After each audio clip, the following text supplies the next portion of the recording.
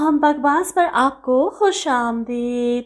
जाने जहाँ वो वाहिद ड्रामा है जिसे मैं नॉर्मल स्पीड पर देखती हूँ, बिना स्किप किए, बल्कि बाज़ औक़ात तो मैं रिपीट करके इस सीन को दोबारा देखती हूँ जिसमें महानूर और शहराम एक साथ हों, क्योंकि इसके एक एक लफ्ज़ में इतनी गहराई है शहराम की बातों में कि दिल करता है कि ड्रामा ख़त्म ही ना हो और बंदा देखता ही चला जाए आखिर तक। और सच में इसे कहते हैं ड्रामा। इस जैसे ड्रामों की ज़रूरत है ड्रामा इंडस्ट्री में, ना कि घाटा और इस जैसे दूसरे फजूल ड्रामों की, जिसने पाकिस्तानी ड्रामों की नाक ही काट के रख दी है। तो इस ड्रामे की कहानी जिसने भी लिखी है ना, कमाल की लिखी है, और जो एक्टिंग कर रहे हैं वो इस कमाल कहानी को चार चांद लगा रहे हैं। चाहे वो शहराम हो, महानूर हो, गुलदेब हो, किश्वर हो, सबकी एक्टिंग लाजवाब है। गुलदेब जिस तरह डर गई और उसकी माँ ने भी मशवरा दिया कि तुम तबरेज़ से शादी कर लो, मुझे तो लगता है कि रात को भी जो घर पर आया वो भी तबरेज़ नहीं भिजवाया होगा, ताकि इसके जवाब का मुंतज़िर जल्द ही इस गुलदेब हाँ कह दे। ये दूसरी तरफ शहराम सच्चाई जानने के बाद किस तरह किश्वर बेगम को भिगो भिगो कर ताने मारता है ना, वो देखकर बड़ा मज़ा आता है। और किश्वर बेगम का रिएक्शन, किस तरह इन्हें कब्रिस्तान लेकर गया बाप की कब्र पर, और वह घबराई हुई फूल चढ़ाना और फातिहा पढ़ना ही भूल गई। भला अपने हाथों से मारे गए पर फातिहा पढ़ी जाती है? शहराम और महानूर की मोहब्बत से हर कोई वाकिफ़ है, यहाँ तक कि कबीर को भी अंदाज़ा था कि शहराम महानूर से मोहब्बत करता है। नहीं पता चला तो इस तैमूर को नहीं पता चला कि शहराम और महानूर तो बने ही एक दूसरे के लिए हैं। बीच में कबाब की हड्डी बनकर आ गया।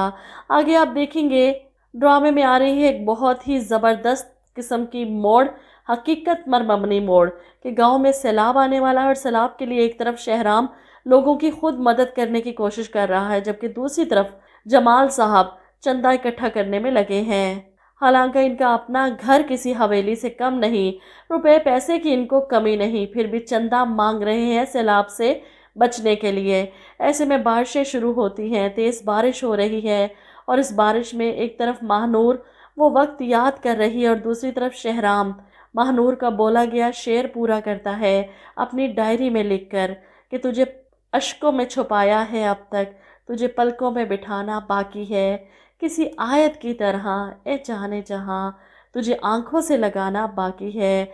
शहराम तो महानूर की मोहब्बत में भीग रहा है, वहीं दूसरी तरफ महानूर को याद आ रही है शहराम की, तो अपनी बहन से कहती है, कभी कभी बारिश का शोर हमें वो बातें याद दिलाने की कोशिश करता है जिसे हम भूलना चाहते हैं।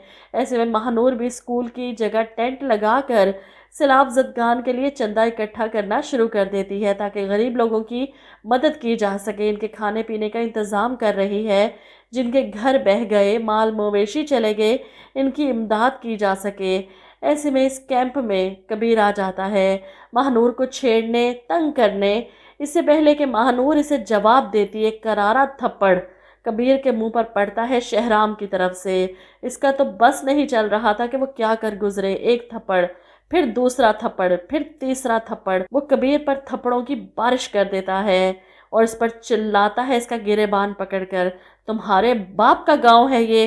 अब यहाँ पर कबीर तो मार खाकर फौरन दुब दबा कर वहाँ से भाग जाएगा, लेकिन तैमूर जो अभी अभी यहाँ पर आया है सारे मामले पर हैरान, क्या हो रहा है यहाँ? मानूर कौन है ये?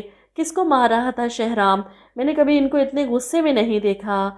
वहीं फिर से बारिश होती है। कच्चे मकानों में रहने वाले बच्चों को शहराम कैंप में पनाह देता है।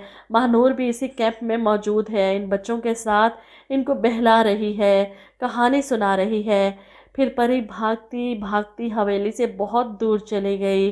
शहराम जो वहीं पर मौजूद था, पीछे खड़ा महानूर की कहानी सुन रहा है, और हवेली से परी के दूर जाने का जुमला सुनकर शहराम के दिल को कुछ होता है। महानूर की कहानी में बताई जाने वाली हवेली कहीं शहराम की तो नहीं, जिससे दूर जाने पर परी उदास हो रही है।